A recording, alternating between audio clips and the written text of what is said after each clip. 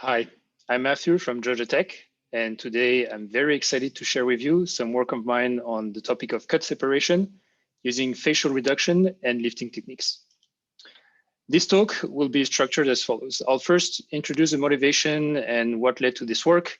I'll introduce some background material, and then I'll go to the bottom of it and talk about the technical details of the work itself. Now, the motivation is as follows. We're interested in conic optimization problems. There are optimization problems that have a linear objective, linear constraints, and some conic, possibly nonlinear, but convex constraints. Add to them integer variables, and you have mixed integer conic optimization problems. What we're interested in here is if we're given a fractional point as a blue point on the top of the screen, how can we compute disjunctive cuts? Meaning we select a disjunction like the split disjunction here in blue, and we want to compute this red cut. The topic of this talk will be to try to improve on the existing separation techniques to compute those disjunctive cuts. Specifically, we're going to generalize the following workflow from the linear setting to the conic setting.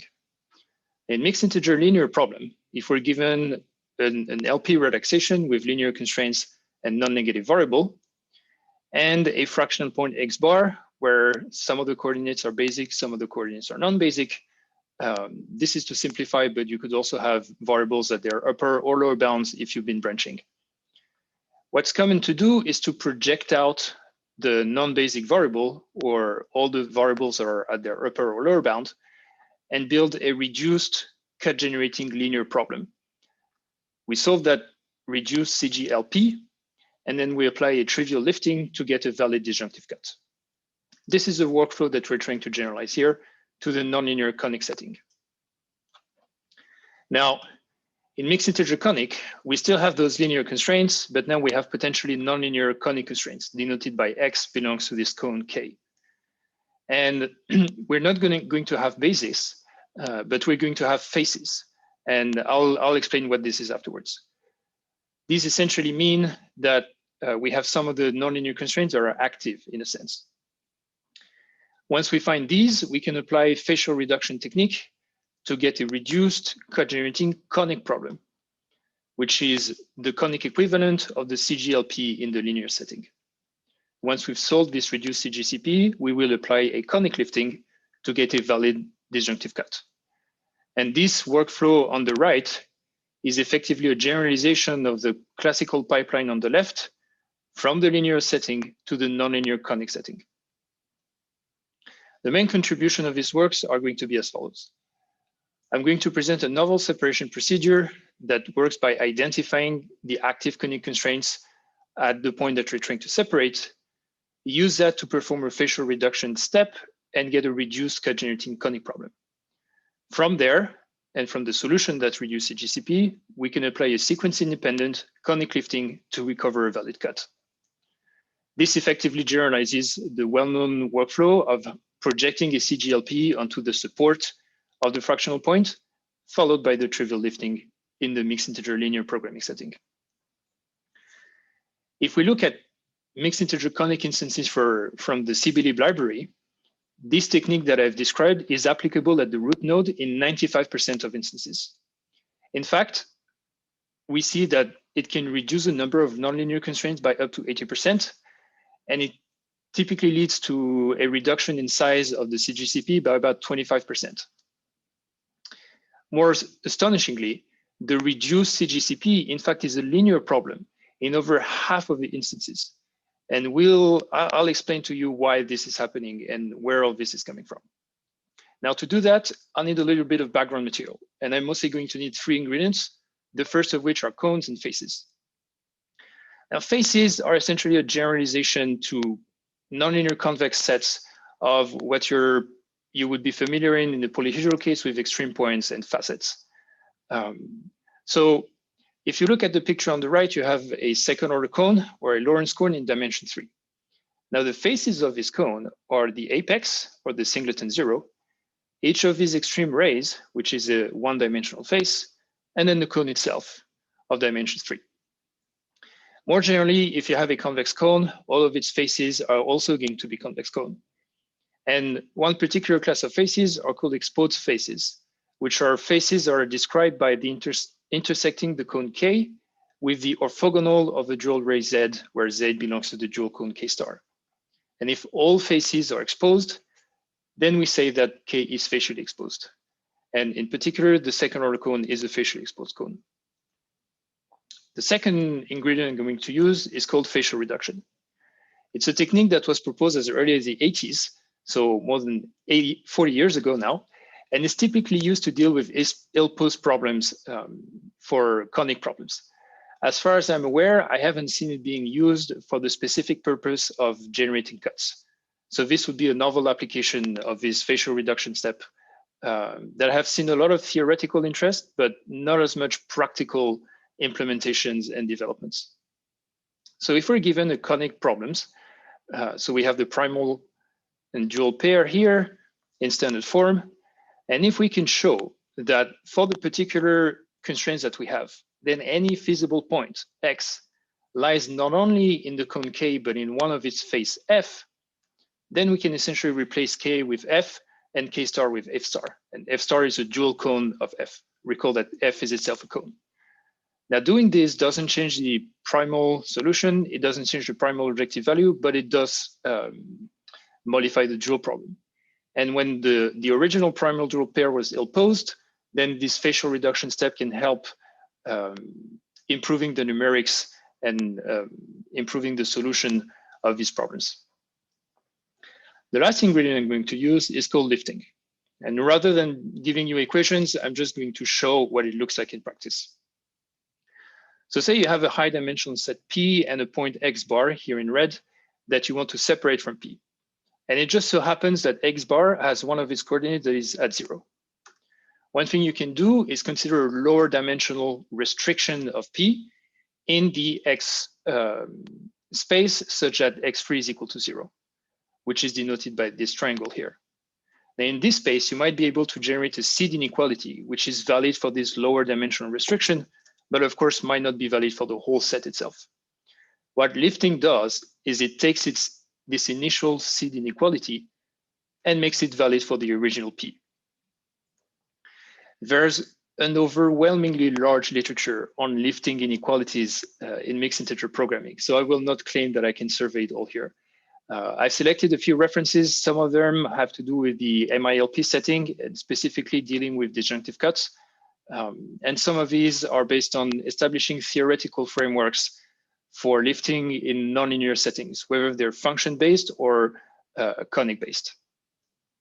Now, the common point between all these works is that they always consider coordinate restrictions, meaning lower dimensional restrictions where you essentially fix some of the coordinates to 0. And the stark contrast with the work here is that we're going to consider facial restrictions. So we're not just going to assume that a particular coordinate or a particular set of coordinates is set to 0, but that a point is just going to lie in a certain face of a certain cone, which means that even though we do restrict X to lie in a lower dimensional set, no individual coordinate is actually fixed. And this effectively generalizes the setting where you just assume that one of the coordinates is going to be at 0. That's enough of the ingredients. Let's get to the technical stuff.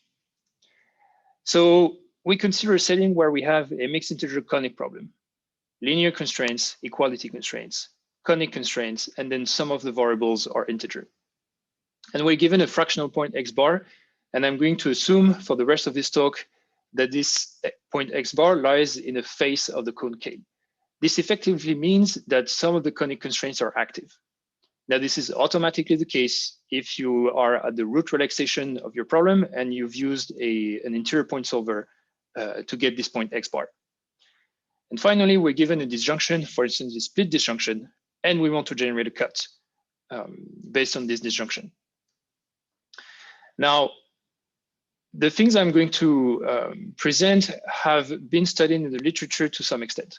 So in the linear setting, as I said, what we typically have is that the cone K is a non-negative orphant, and we just project the CGLP onto the support of X bar. So we remove essentially all the coordinates that are either at the lower or at their upper bound.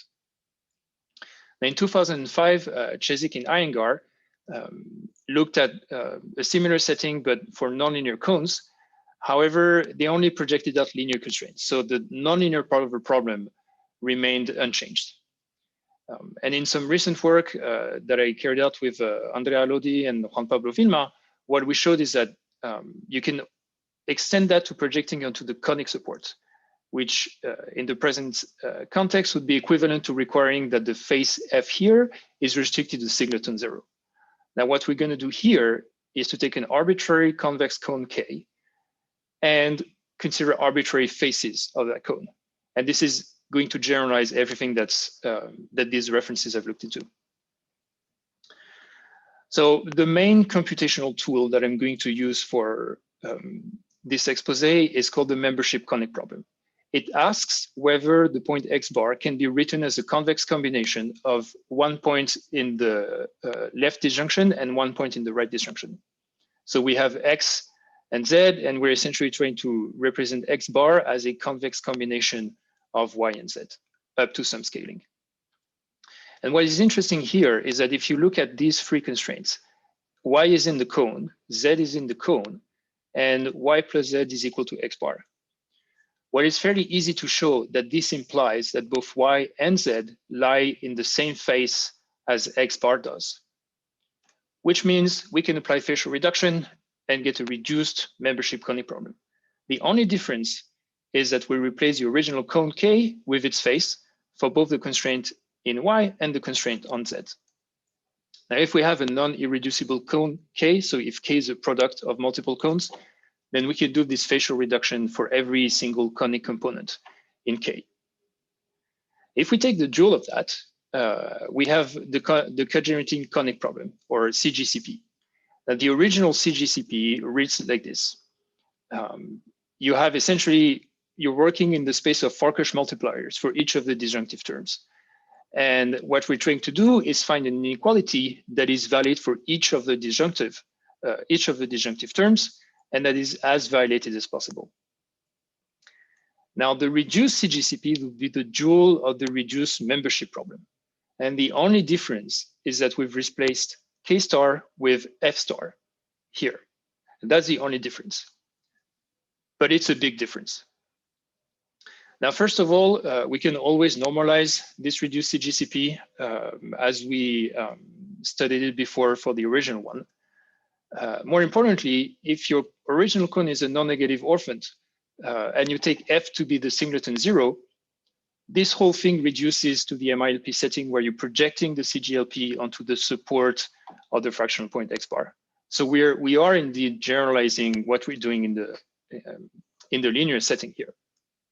Now, more importantly, if that face F is polyhedral, then the dual cone F star is also polyhedral, which means that this reduced CGCP is an LP. And I'll take a few seconds to dig into that. What I'm saying here is that we took a separation problem that was a nonlinear conic problem.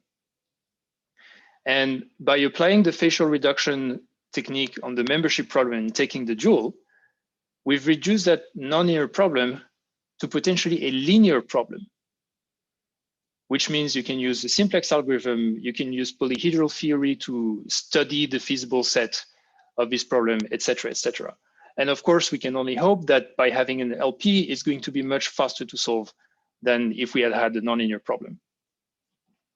And empirically, this is very often the case. So if you look at about 2,000 plus instances from the CBLib library, and you look at the root relaxation of each of these instances, then at least one nonlinear constraint is active in over 95% of the cases. In fact, the reduced CGCP is a linear problem in over 50% of the cases. The main reason for that is that all exposed faces of Lorentz and exponential cones are polyhedral, which means that if all of the nonlinear constraints are active and all those nonlinear constraints are either second order cones or exponential cones, then the separation problem is linear. The face F is polyhedral. If we look at how much reduction in the CGCP we get, This is also significant. The number of nonlinear constraints or nonlinear cones in the reduced CGCP is on average 3 compared to 14 in the original one. And the size reduction is on average 27%, which is almost 3 times more, almost a 3 times larger reduction in size compared to if you were only projecting out the linear constraints. So considering the nonlinear constraints does pay off. And I would add here that the setting that we consider in our previous work by just projecting onto the conic support, this would pretty much be equivalent to only projecting out linear constraints. It is extremely rare that a nonlinear constraint is not only active, but that the corresponding point lies at the apex of the cone. This overwhelmingly does not happen.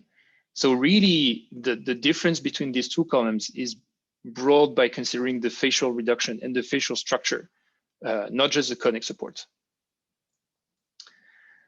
The second phase of the separation is to do the lifting. So we have a solution of the reduced CGCP. We need a solution of the original one to get a valid cut. Now, it's enough to just recover multipliers for the components that were projected out or that were restricted to be in the face, and then recover the corresponding value for alpha. A sufficient condition for that is to take these two dual multipliers to lie in the cone K star, such that the difference is equal to the difference between the original multipliers lambda and mu. And then you deduce alpha from that.